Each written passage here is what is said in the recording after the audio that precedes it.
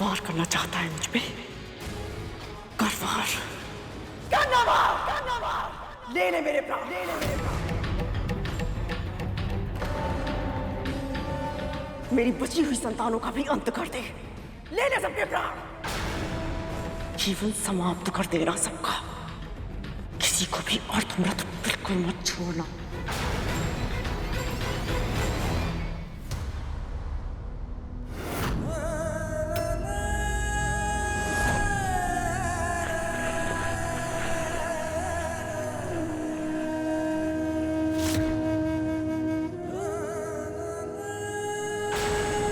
दत्तू भैया, धूमल भैया, ये सब क्या हो गया इन सबको? ये ऐसी अवस्था में? वाह, माँ और पुत्र नाट्य कला में कितने पारंगत हो। अब तू यही कहेगा ना कि तुझे कुछ नहीं पता? हाँ महारानी। मेरे पुत्र तेरे साथ केवल भ्रमण करने गए थे। उनके शरीर पर इतने घाव कैसे लगे, वो जल कैसे गए, तुझसे मुझे कैसे गए?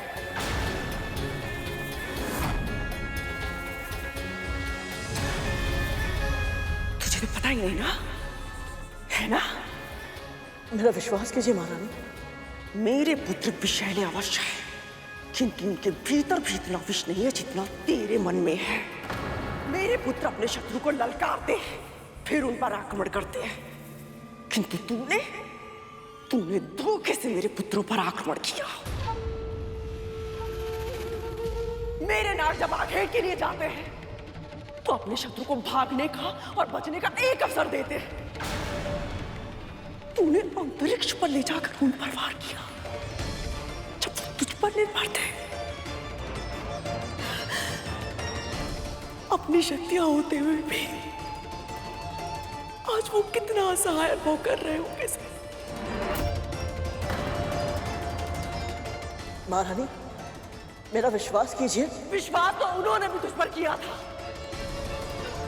जो मेरी बिना आज्ञा के वो तेरे साथ चले गए। आपको बिना बताए? परंतु महारानी, आपने तो स्वयं मुझे आदेश दिया था मैं इन सभी को अपने साथ ले जाऊं। सत्य बोल रहा है ये।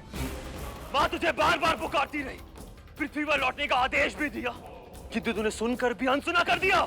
नहीं, ये सत्य नहीं है महारानी। मैंने स्वयं आपका स्वर सुना था। आप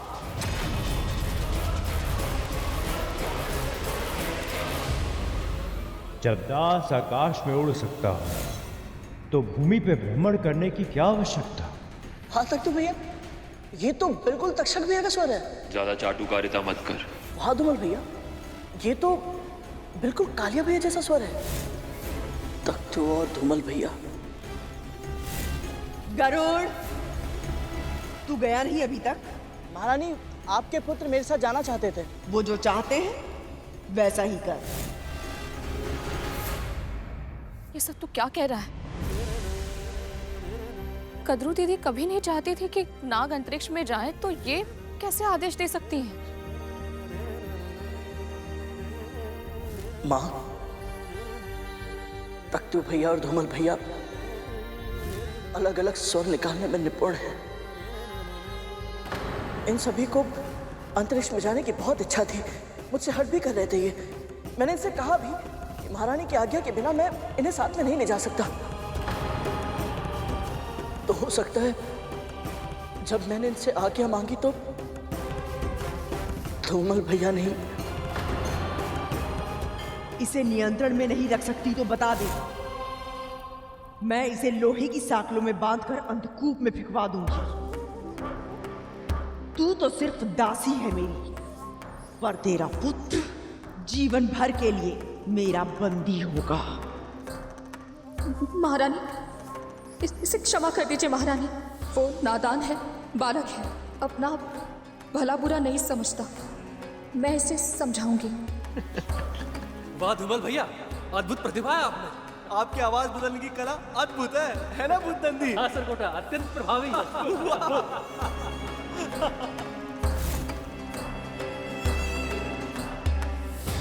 मानता हूं इन्होंने तुझे भ्रमित किया, किंतु मां ने तुझे बार बार पुकारा, तू वापस क्यों नहीं लौटा? मैंने भी तो इतनी बार पुकारा तुझे, लौट कर धरती पर क्यों नहीं आया तू?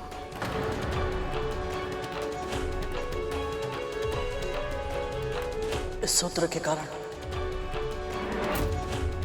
मन से, वचन से और कर्म से मेरी विमाता महारानी कदली और उनके 1 सहस्त्र पुत्रों की दास्तां स्वीकार करता हूं।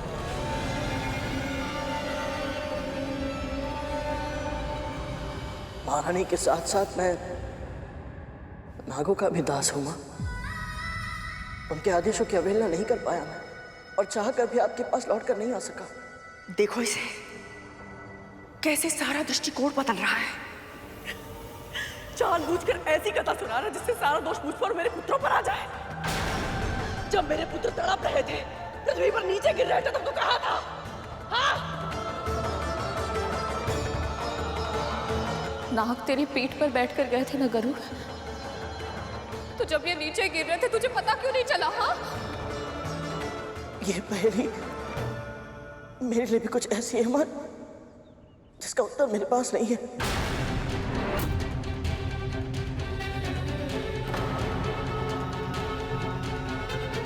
इस यात्रा में बहुत सी ऐसी घटनाएं हुई जो मेरे वश में नहीं थी।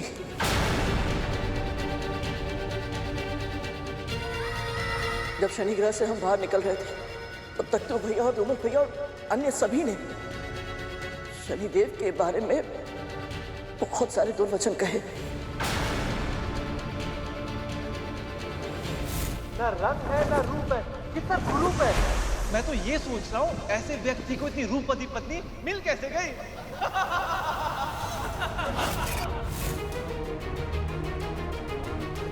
हो सकता है शनिदेव ने वो सब सुन लिया हो और क्रोध में आकर अपनी वक्र दृष्टि।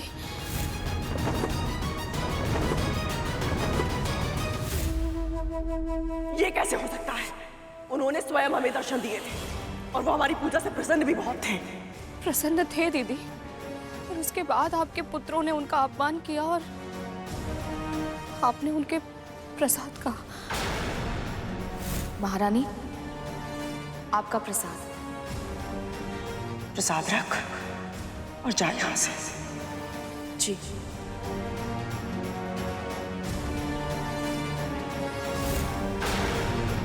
तब तो यह अवश्य ही शनिदेव की वक्र दृष्टि का प्रभाव है।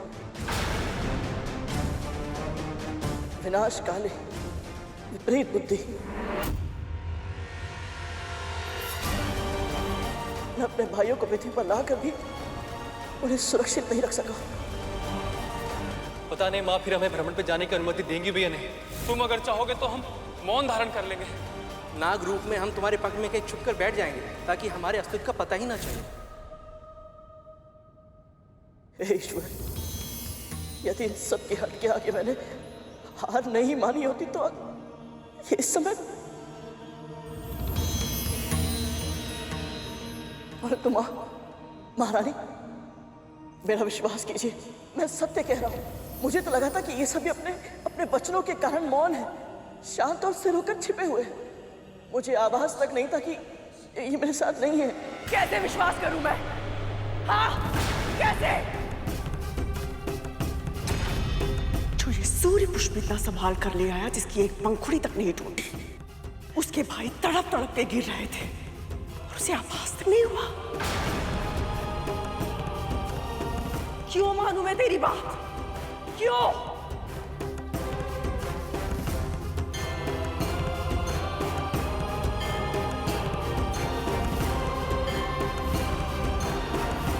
दीदी, आंखें हृदय का दर्पण होती है। इसकी आंखों में देखिए, यदि इसने जानबूझकर कुछ किया होता तो। कितने कुटिल हो तुम दोनों। मुझे स्वयं की दृष्टि में दोषी ठहराना चाहते हो ताकि मैं स्वयं को उत्तरदायी मानने पर विवश हो जाऊं, बिल्कुल वैसे ही जैसे इतने वर्षों तक अरुण के डिम को फोड़ने के बाद विंता अपने आप को दोषी मानती रही। तुम लोग चाहते हो कि मैं अपने पुत्रों की दृष्टि में अपराधी बन जाऊं, स्वयं को निरीह और मुझे अत्याचारी सिद्ध करना चाहते हो। नहीं मां, हम आपको अत्याचारी नहीं मानते। आपका कोई दोष नहीं है।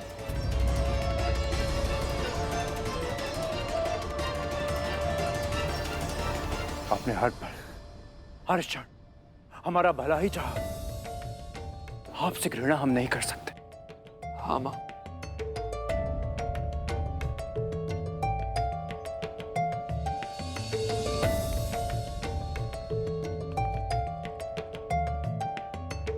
क्षमा कर देना मेरे पुत्रों, मुझे मैं सदा से जानती थी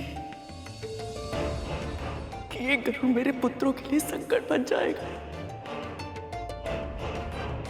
मैं फिर भी उसे नियंत्रित नहीं कर पाई और मैं तुम्हारे भाइयों को सुरक्षित कर पाई।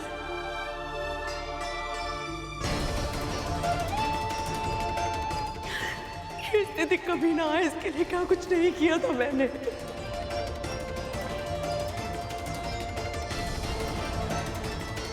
इन अभागों के साथ ऐसा कुछ हो जाएगा इसकी तो कल्पना भी नहीं की थी मैंने।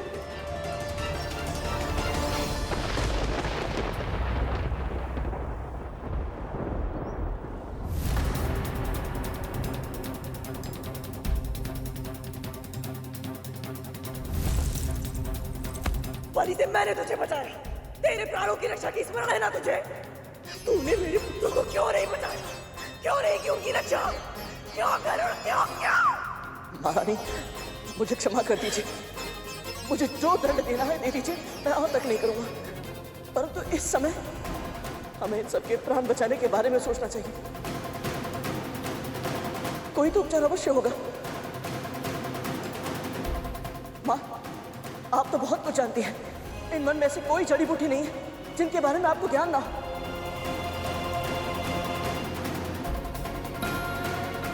माँ, वो लेप आपने जो बनाया था, जिससे मेरे तन के घाव एक रात्रि में ठीक हो गए थे, मुझे बताइए।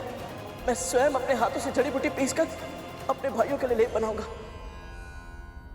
वो लेप साधारण चोटों के लिए है पुत्र,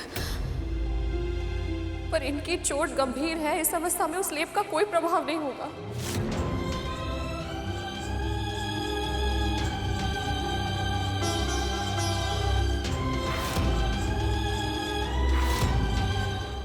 ऐसा नहीं हो सकता माँ।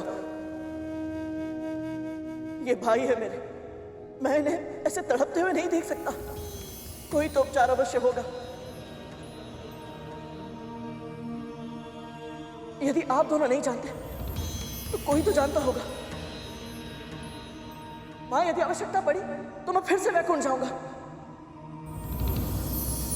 परंतु अपने भाइयों के प्राणों की रक्षा मैं अवश्य करूंगा।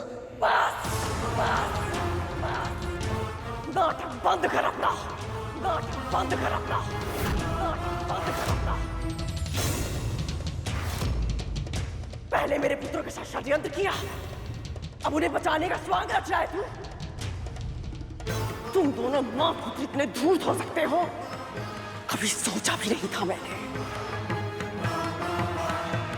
तेरा एक पुत्र अति विकसित उत्पन्न हुआ था, कैसा अनुभव किया था तूने?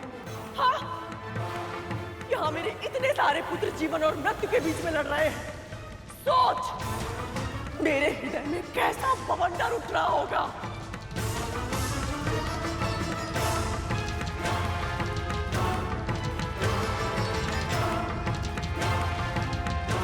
और कितनी दुखद बात है कि ऐसी घनघोर पीड़ा में भी मेरा साथ देने के लिए कोई नहीं है।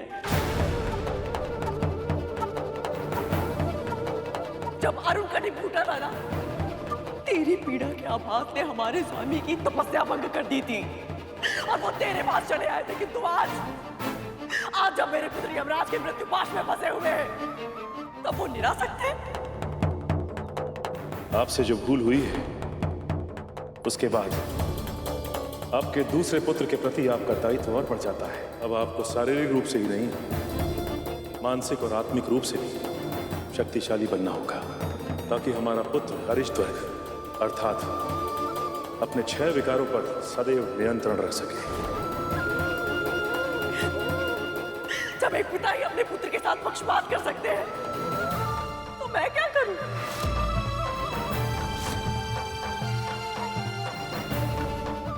किससे अपनी पीड़ा बताऊं? किसको अपना दुख सुनाओ। बस कीजिए दीदी, बस कीजिए।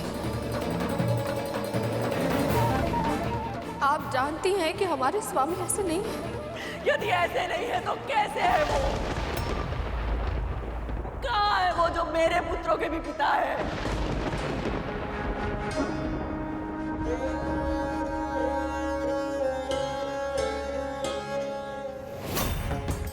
अपने परिवार की रक्षा करना, अपने पुत्रों का ध्यान देना, ये उनका भी उत्तरदायित्व है ना? तो फिर वो सर्वज्ञाता महर्षि कश्यप कहाँ है? कहाँ है वो?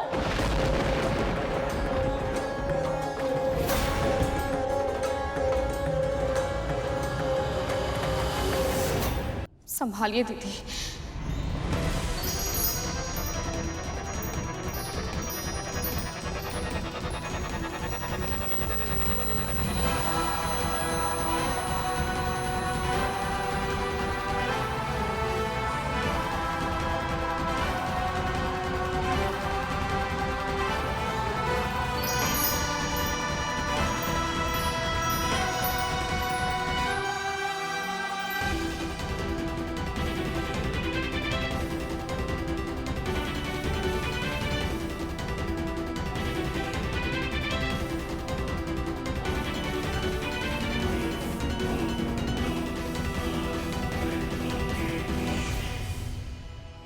प्रणाम पिताजी।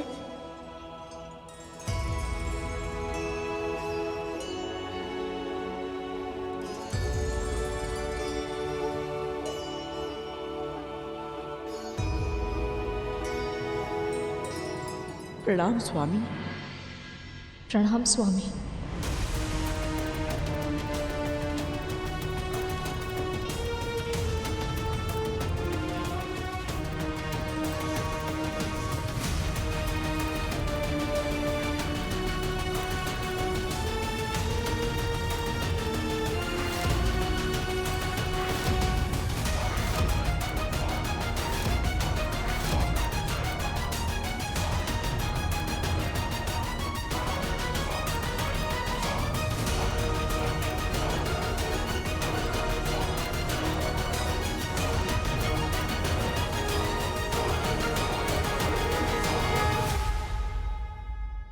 ये सब तो अर्धमृत अवस्था में है।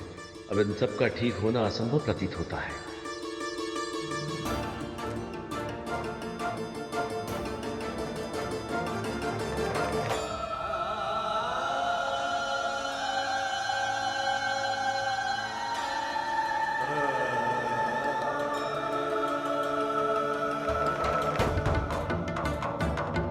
हम अपने जन्म के उद्देश्य को क्यों भूल जाते हैं?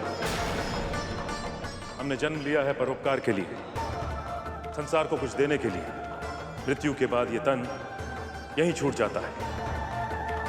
ये धन, संपदा, ऐश्वर्य, ये महत्वाकांक्षाएं सब यहीं धरी की धरी रह जाती। यदि हमारे साथ कुछ जाता है तो केवल हमारा कर्म, और बुरे कर्मों का फल हमें इसी धरती पर, इसी जन्म में मिल जाता है।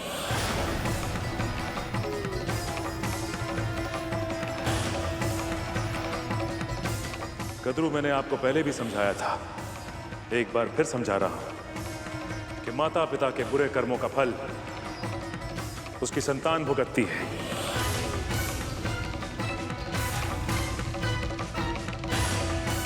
और इस समय जो हमारी संतान ये भीषण कष्ट भोग रही है, ये भी आपके बुरे कर्मों का फल है।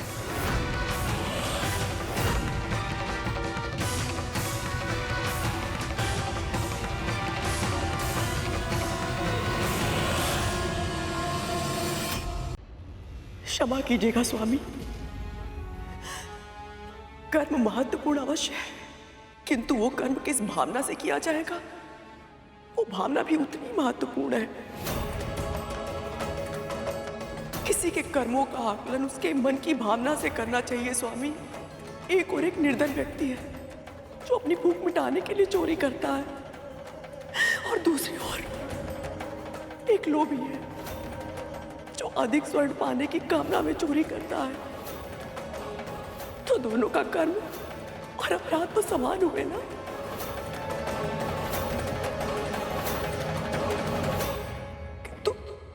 दंड एक समान नहीं होता है। मैं जानती हूँ आपकी दृष्टि में मैंने बहुत बुरे कर्म किए हैं। अपनी बहन को भ्रमित करके उसके पहले पुत्र के जन्म के समय मैंने बाधा उत्पन्न की। अपनी बहन को दासी बना लिया मैंने। अपनी बहन कद्रू की दासता स्वीकार करती हूँ। उसके दूसरे पुत्र को दास बनने के लिए विवश किया मैंने। मेरी विमाता महारानी कद्रू और उनके 1 सहस्त्र पुत्रों की दासता स्वीकार करता हूँ। किंतु ये कर्म करते समय मेरी भावना अत्याचार करने की नहीं थी। मैं केवल अपने पुत्रों को सुरक्षित करना चाहती थी।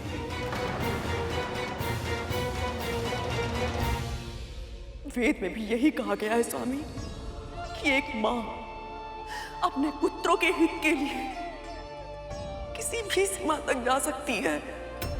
इस संसार के किसी भी नियम का उल्लंघन कर सकती है वो।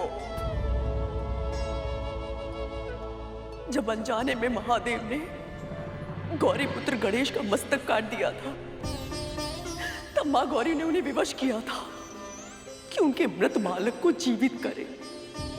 प्रभु शिव ने हाथी का मस्तक काटकर गणेश के धड़ पर लगा दिया था। मां तो वो शक्ति है स्वामी जो महादेव शिव को भी अपना निर्णय बदलने के लिए विवश कर सकती है।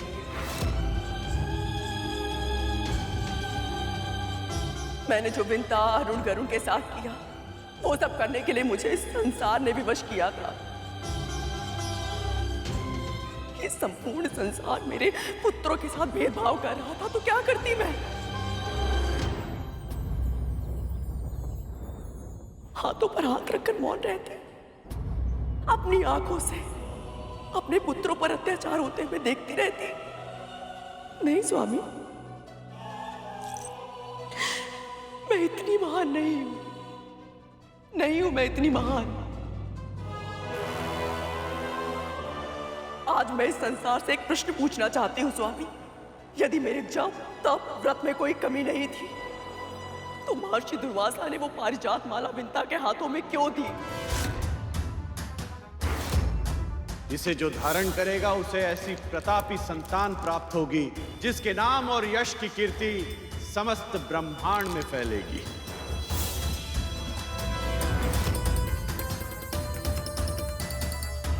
मेरे पुत्र को किसी भी ऋषि ने आशीर्वाद क्यों नहीं दिया?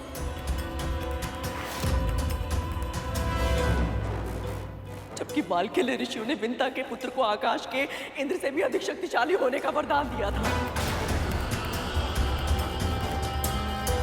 भगवान विष्णु के प्रताप से होने वाली आपकी संतान का वर्चस्व संपूर्ण आकाश में स्थापित होगा। ये कैसा न्याय है स्वामी? कैसा न्याय है? जिसके मन में अपने पुत्रों के लिए कोई बड़ा स्वप्न ना हो, कोई महत्वाकांक्षा ना हो, जो केवल इतना चाहती थी कि उसके पुत्र अपने माता पिता की सेवा करें। उनके पुत्र को वरदान में वरदान मिल रहे थे।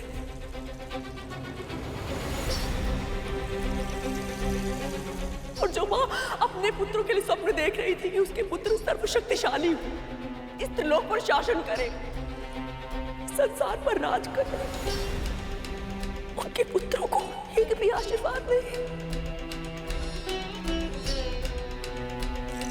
ऐसा पक्षपात क्यों स्वामी? क्यों?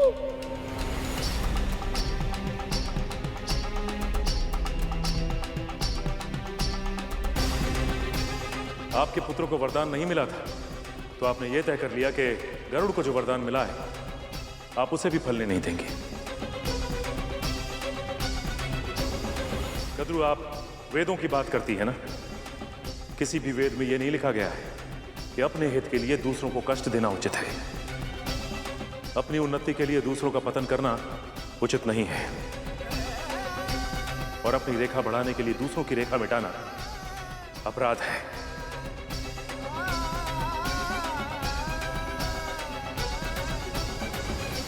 आप ये मानती है ना कद्रू कि आपने जो कुछ भी किया है अपनी संतान की भलाई और उनके भविष्य के लिए किया है, पर ये सारे कर्म करते समय आप ये भूल गई कि एक मां का सबसे महत्वपूर्ण धर्म होता है कि अपनी संतान में ऐसी क्षमता का विकास करे ताकि वो योग्य बन सके।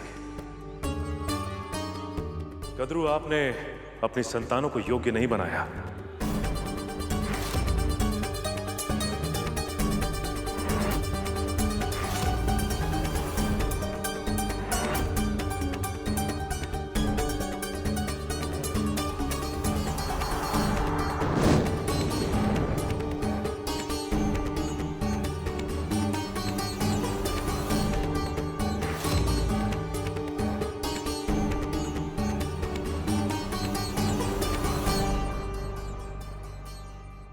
ये लीजिए, आप दोनों इस मिट्टी से एक एक दिया बनाइए।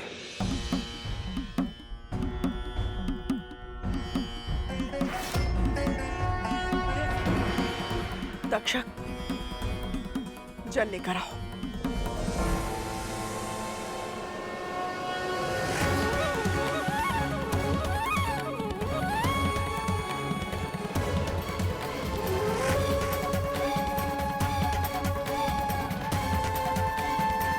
ओम विष्णवे नमः। ओम विष्णवे नमः। माताओं से दिए बनवाकर पिताजी क्या समझने का प्रयत्न कर रहे हैं?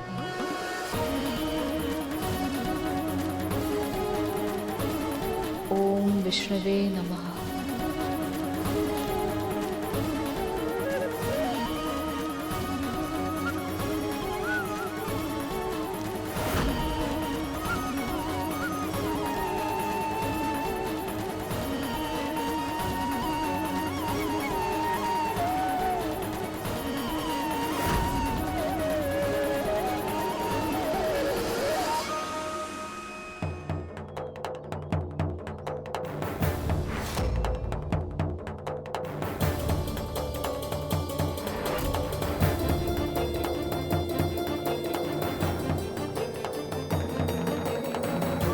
दिया बन गया स्वामी।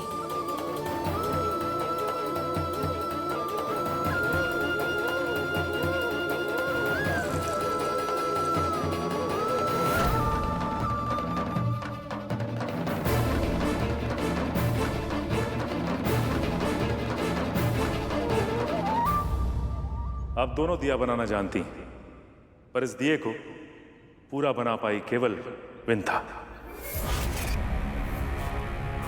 और वो भी इतना सुंदर, क्योंकि आप दोनों के कार्य करने के ढंग में अंतर है।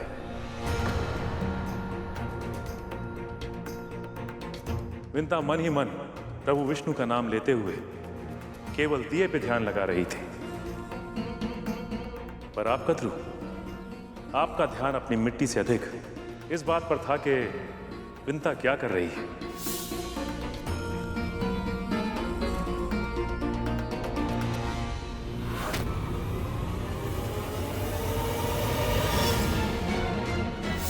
और इस बात में आपको यह भी आभास नहीं हुआ कि आप अपनी मिट्टी में पर्याप्त जल डाल पाई या नहीं।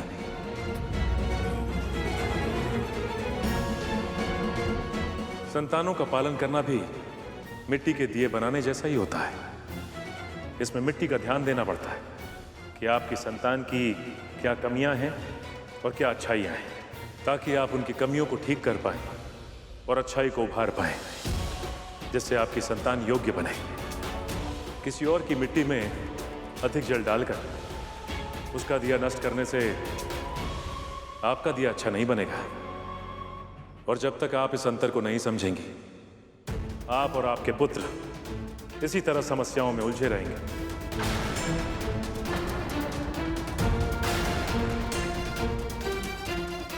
एक मां का धर्म होता है कि अपनी संतान को सुख सुविधाएं देने के स्थान पर उन्हें योग्य बनाए, सही मार्ग पर चलना सिखाएं। यदि आपकी संतानें योग्य हैं, तो सब कुछ स्वयं प्राप्त कर लेंगी, और यदि संतान अयोग्य है तो माता पिता का संचय किया हुआ धन और सम्मान दोनों गंवा देते हैं।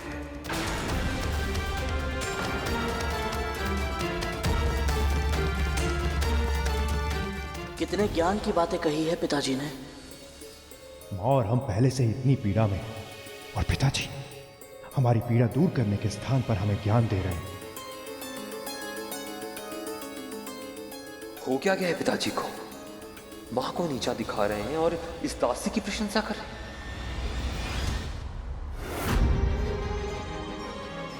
दासों और मेरे पुत्रों के सामने मेरा अपमान करने की आवश्यकता नहीं थी स्वामी को।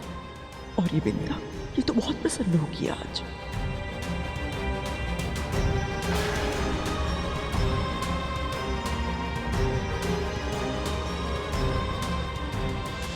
विंता, आप इस कच्चे दिए को हाथ में लेकर यही सोच रही हैं ना कि आज आपका दासत्व आपके कर्मों का ही फल है।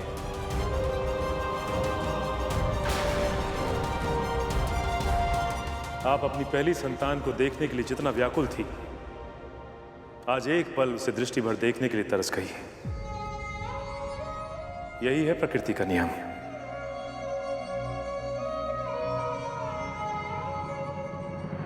और तुम दोनों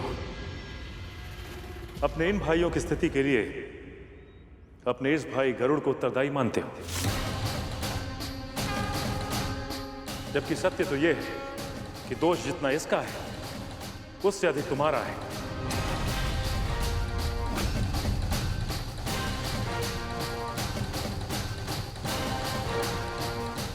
पिताजी, हम तो वहां थे ही नहीं। पिताजी, हमें तो पता ही नहीं था कि हमारे भाई अंतरिक्ष में जाने की योजना बना रहे हैं। यही दोष है तुम दोनों का। तुम अपने भाइयों के साथ शासक सा व्यवहार करते हो, उन्हें प्रताड़ित करते हो, उन्हें धमकाते हो।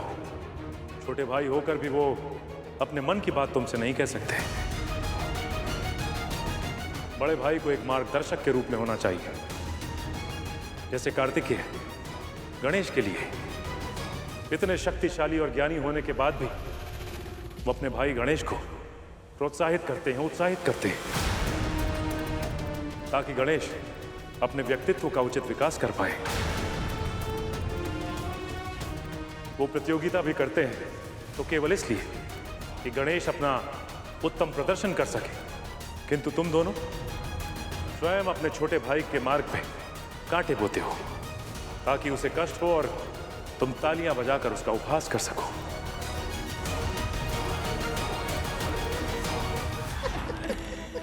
ये मेरा स्थान है।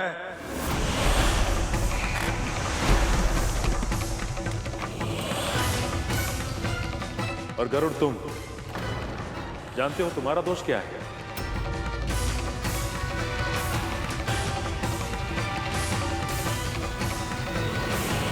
यही कि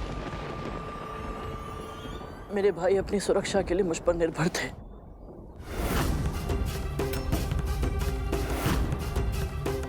परंतु मैं उनकी सुरक्षा नहीं कर पाया। पर ऐसा हुआ क्यों?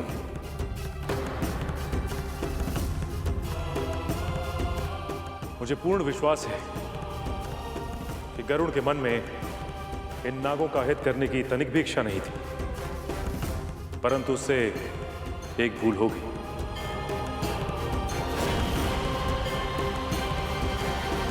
और वो ऐसी भूल है जो हम में से किसी से भी हो सकती है। क्या आप में से कोई बता सकता है कि वो भूल क्या है?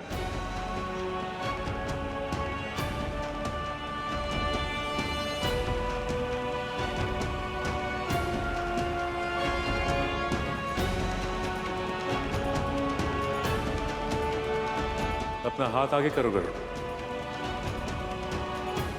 पिताजी,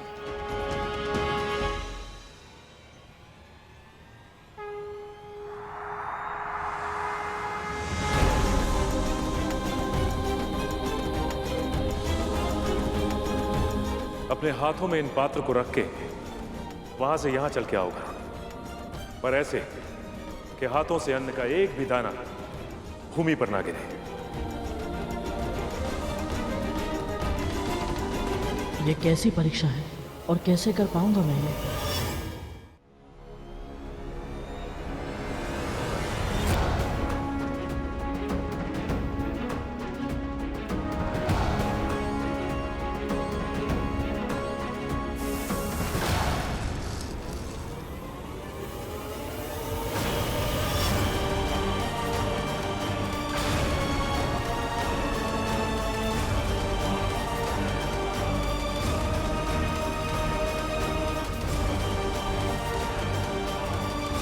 क्षमा कीजिए पिताजी, मैं एक साधारण कार्य भी नहीं कर पाया।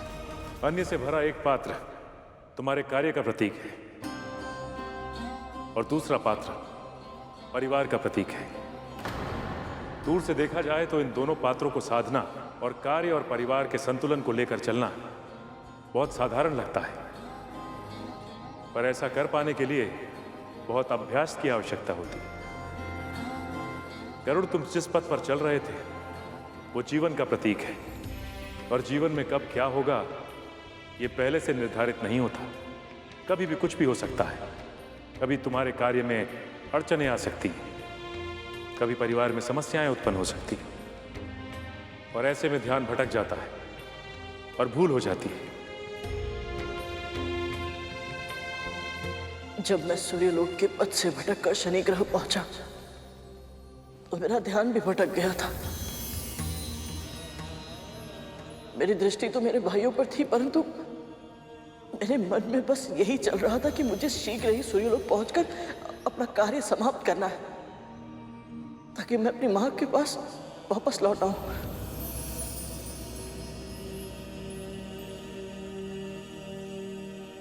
इसीलिए जब मैं शनि ग्रह से निकला तो मेरा ध्यान इन सब से हट गया था और केवल सूर्य पुष्प पाने का ही प्रयास करता रहा। यदि मैंने अपने कार्य पर और अपने परिवार पर समान रूप से ध्यान दिया होता तो आज मेरे नाथ भाई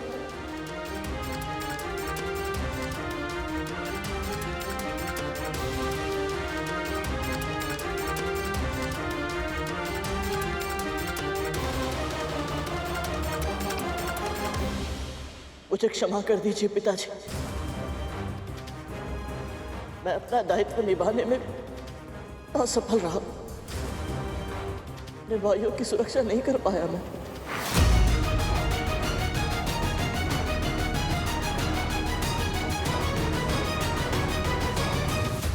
परंतु पिताजी, मुझे बस एक अवसर दे दीजिए, मैं कुछ भी करने के लिए तैयार हूं। अपने भाइयों के प्राणों की रक्षा करने के लिए मैं कुछ भी करूंगा पिताजी।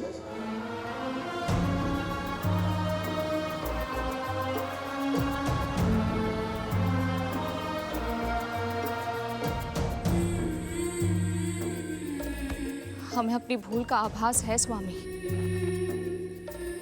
अब केवल आप ही इन्हें बचा सकते हैं। इनके जीवन की डोर टूटते हुए नहीं देख सकती मैं।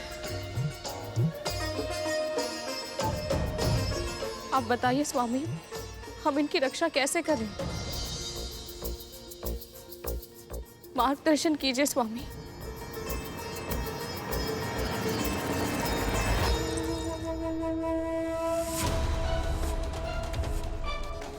स्वामी, मेरे पुत्रों की प्राण रक्षा का उपाय तो होगा ना? कृपया बताएं। दया कीजिए पिताजी, हमारे भाइयों को बचा लीजिए।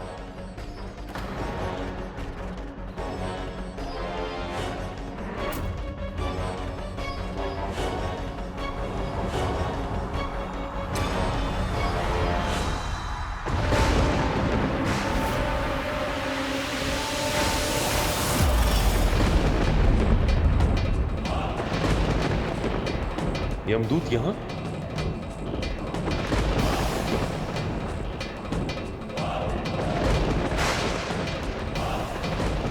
बहुत देर हो चुकी है।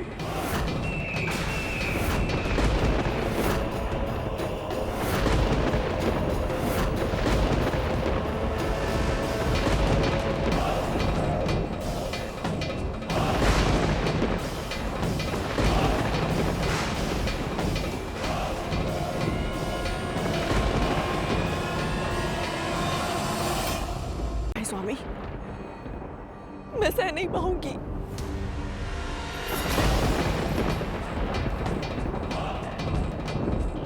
ये नाग आपके भी पुत्र है ना?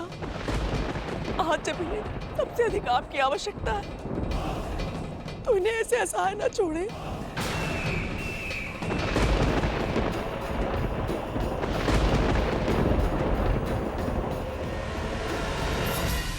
जब सावित्री सत्यवान के प्राण यमराज से वापस छुड़ा कर ला सकती है, तो मेरे अंदर भी वही सतीत्व की शक्ति है, वही दृढ़ निश्चय है। मैं अपने पुत्रों के प्राणों की रक्षा करूंगी, और उसके लिए चाहे मुझे कुछ भी क्यों ना करना पड़े।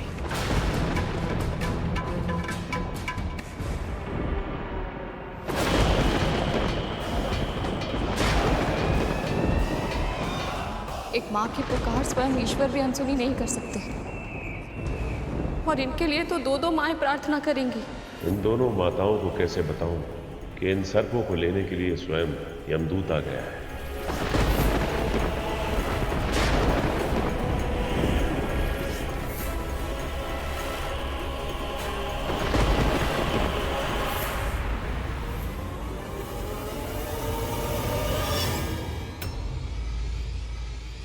पिताजी वहां क्या देख रहे हैं?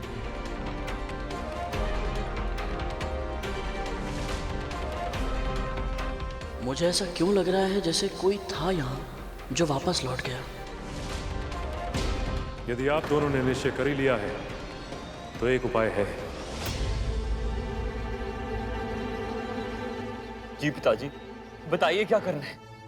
हम सब कुछ करेंगे अपने भाइयों के लिए। उसे जानने और समझने के लिए आप सबको जीवित पुत्रिका के व्रत कथा को पूरे मनोयोग से सुनना और जानना होगा। इस समस्त संसार में जो भी मां इस व्रत को विधि विधान से करेगी, उसे अपनी संतान की रक्षा करने की शक्ति प्राप्त होगी, और उसकी संतान दीर्घायु होगी।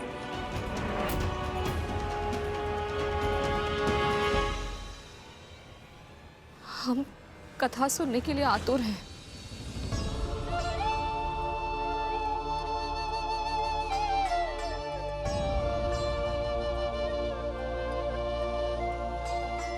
पिछले कल्प की बात है। नगर के बाहर पेड़ पर एक चील और वहीं एक सियार रहा करते थे। एक दिन चील और सियार अपनी जिह्वा और पेट की तृप्ति करके लौट रहे थे। तब उन्होंने नगर की महिलाओं को जीवित पुत्री का व्रत करते हुए देखा, और इनके मन में भी इस व्रत को करने की इच्छा जागी, और अगले वर्ष उन्होंने इस व्रत को पूरे मन से रखा। चील तो अपना संयम बनाए रखने में सफल हुई, लेकिन सियार ने जैसे ही मुर्गे को देखा तो उसकी भूख जीत गई। परंतु पिताजी, व्रत रखने की इच्छा तो अनेक व्यक्तियों में होती है, कर पाते। जब कोई व्यक्ति व्रत का संकल्प लेता है तो उसके भीतर की अच्छाई उसे संकल्प को पूरा करने के लिए प्रेरित करती है, और उसके भीतर की बुराई उसे संकल्प तोड़ने के लिए ललचाती है। बुराई के ऊपर भलाई की जीत का प्रयास करना ही तो व्रत है, और किसी भी अन्य संघर्ष की तरह यह भी आसान नहीं है। यह व्रत इतना शक्तिशाली है कि केवल इसका प्रयास करने से ही सियार को भी अगले जन्म में चील की तरह मनुष्य बनने का सौभाग्य प्राप्त हुआ।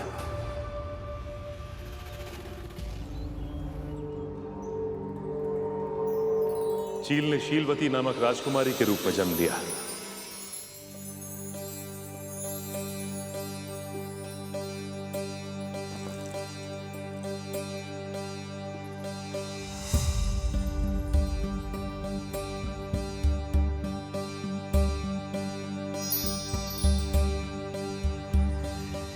और सियार का जन्म हुआ एक निर्धन कन्या कपूरवती के रूप में।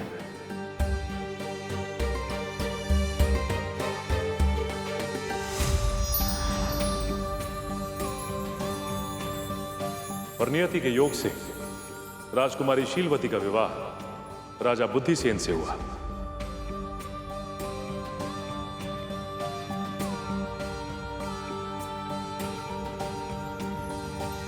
राजा बुद्धिसेन रानी शीलवती की, राजा बुद्धिसेन रानी शीलवती की। ये राजा रानी की कथा तो मुझे माँ पिताजी के संबंध जैसे लग रही है। राजा बुद्धिसेन रानी शीलवती की, राजा बुद्धिसेन रानी शीलवती की, राजा बुद्धिसेन रानी शीलवती की, राजा बुद्धिसेन रानी शीलवती की, राजा बुद्धिसेन रानी शीलवती की। कपूरवती भी उसी राज्य में रहा करती थी। निर्धन कुल में उत्पन्न होने के बाद भी कपूरवती के मन में रानी बनने की इच्छा प्रबल थी। और इसीलिए वो रानी शीलवती से ईर्ष्या करने लगी।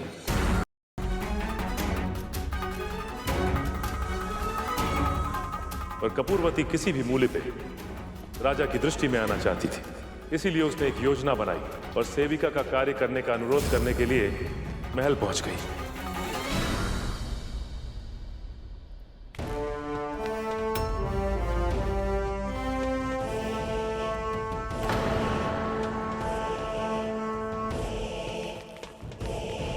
मंत्री जी, मैं अभागन आपसे विनती करती हूँ कि मुझ पे कृपा करे और कोई काम दे दे, तभी मैं अपने परिवार का पेट भर पाऊंगी।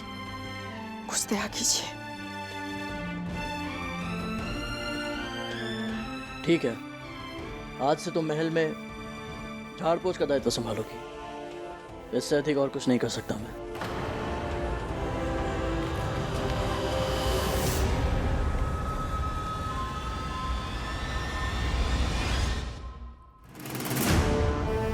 राजा के मंत्री ने उसे महल के झाड़ पोछ का दायित्व सौंपा। अब कपूरवती महल की सेविका बन चुकी थी।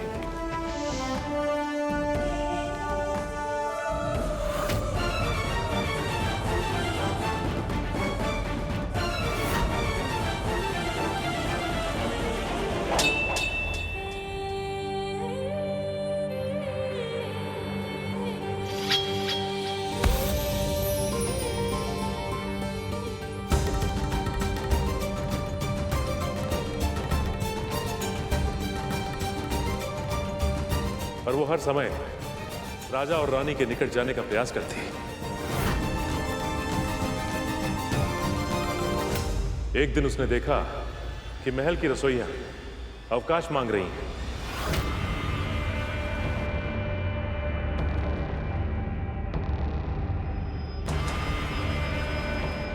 और उसने एक क्षण भी नहीं गवाया और शीघ्र ही मंत्री के सामने पहुंच गई। अब मंत्री जी,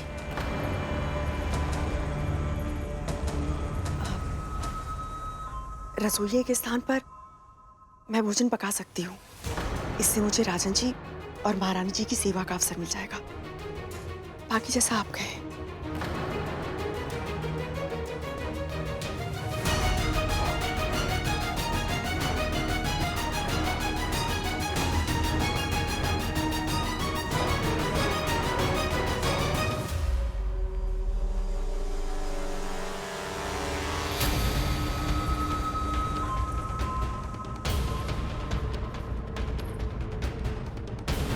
पर कपूरवती को स्वादिष्ट भोजन पकाना नहीं आता था। उसे लगा कि ऐसे तो उसे कार्य से निकाल दिया जाएगा और वो राजा और रानी की निकटता प्राप्त करने की अपनी योजना में असफल हो जाएगी। और तब उसने एक उपाय सोचा।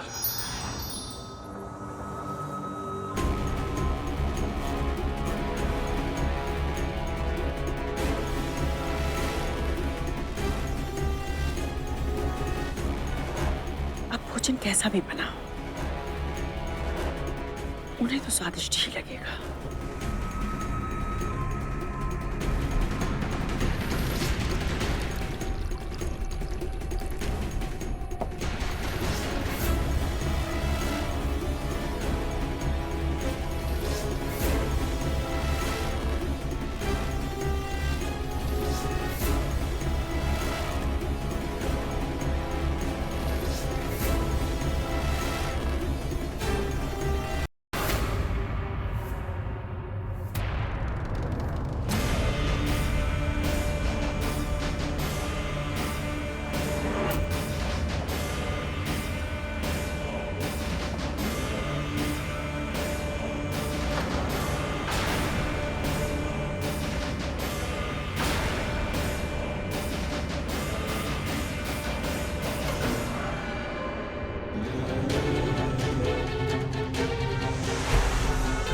राजन, रानी, क्या मिलाया था तुमने भोजन में? बोलो। सैनिकों, बंदी बना लो इसे। इसने राजद्रोह किया है। मंत्री जी, मैंने कुछ नहीं किया।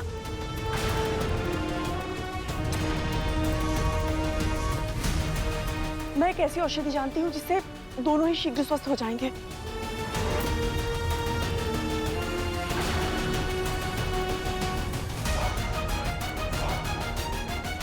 जो करना है शीघ्र करो। मैं लेके आती हूँ।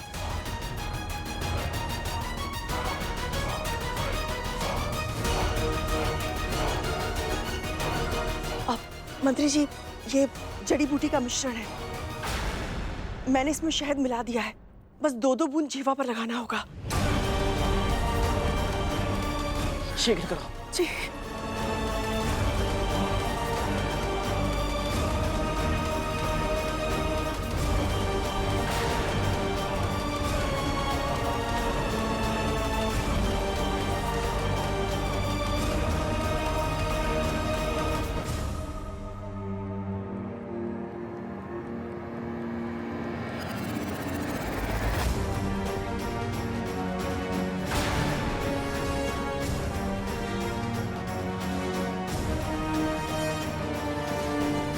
राजन, आप ठीक तो हैं? हाँ, मैं तो ठीक हूं। आप तो ठीक है ना?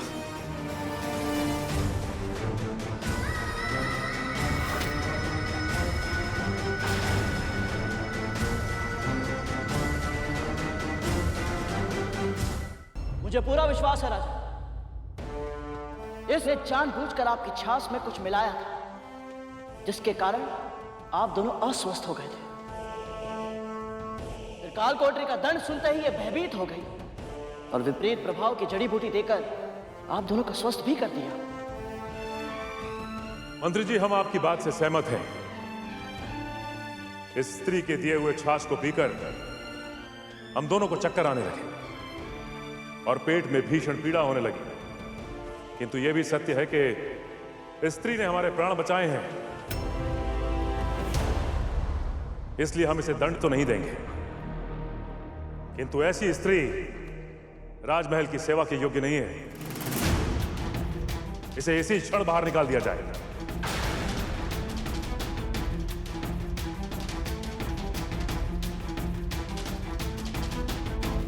दया राजन जी, दया।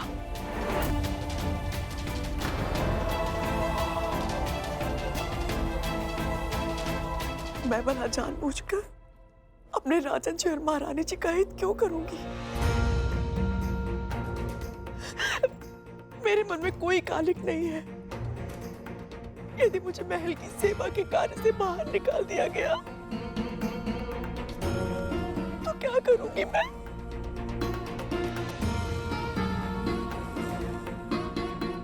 मेरा जीवन यापन कैसे होगा? मैं अपना पेट कैसे भरूंगी? मेरा ध्यान कौन रखेगा?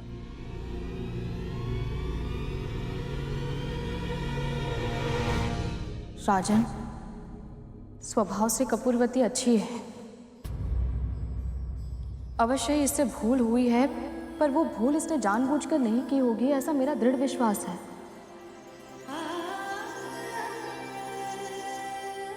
मैं विनती करती हूँ आपसे, क्षमा कर दीजिए इसे।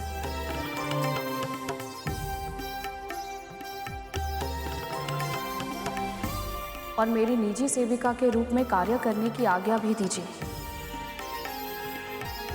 ये क्या कह रही है महारानी आप? यही मेरी इच्छा है राजन।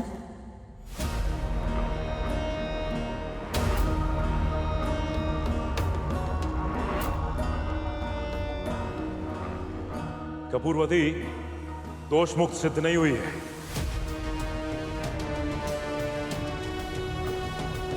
किंतु यह राज्य अपनी रानी की इच्छा का अनादर नहीं करेगा।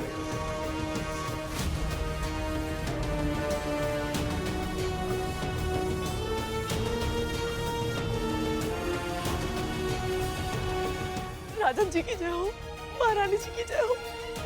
राजन जी की जय हो, महारानी जी की जय हो।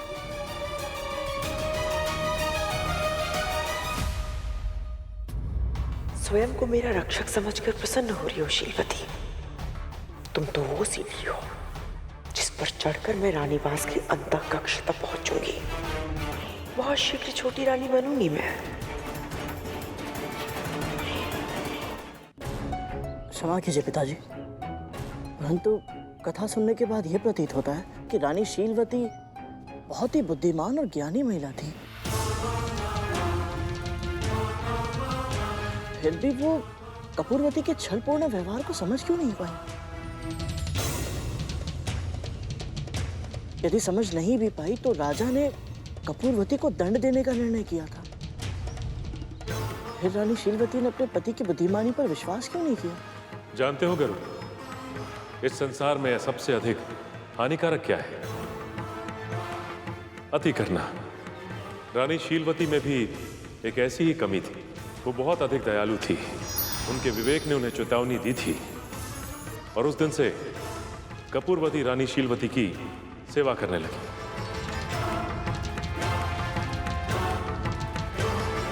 और धीरे धीरे इनकी इतनी प्रिय बन गई कि रानी का कोई भी कार्य उसके बिना पूरा नहीं होता था।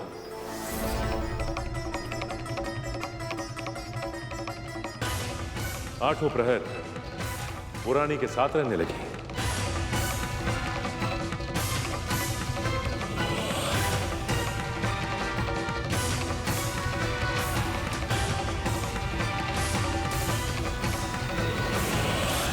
आप ही हैं जीवन का उपहार, जीवन का उपहार। आप ही हैं मेरा श्रृंगार, मेरा श्रृंगार।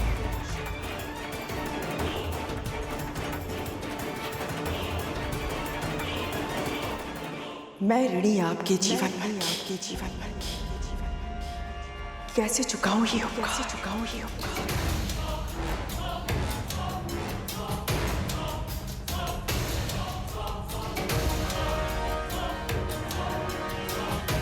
कपूरवती,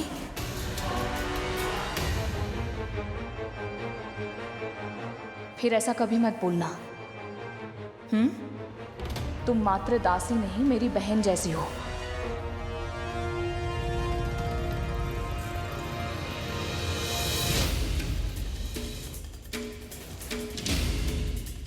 दासी से बहन तक का लक्ष्य तो प्राप्त हो गया, किंतु अब बहन से रानी बनना शेष है, जो मेरा एकमात्र उद्देश्य है। कपूरवती, कपूरवती,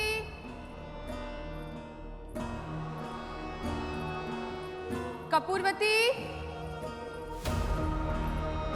कपूरवती, कपूरवती,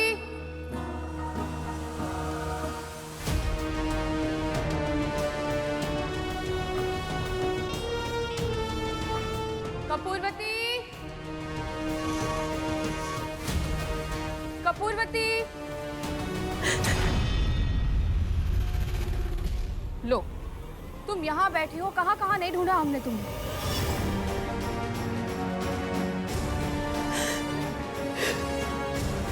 कपूरवती समझ चुकी थी कि रानी उससे पूरी तरह प्रभावित है, उसके जाल में फंस चुकी है। वो कपूरवती से एक दासी की तरह नहीं, अपनी बहन की तरह व्यवहार करती थी और अब उसने अपनी अगली चाल चली। इसका अर्थ है जैसे बड़ी माँ ने चतुराई से माँ को दासी बनाया था, उसी प्रकार कहीं कपूरवती ने भी महारानी को अपने जाल में तो नहीं फंसा लिया। आखिर क्या किया होगा उन्होंने?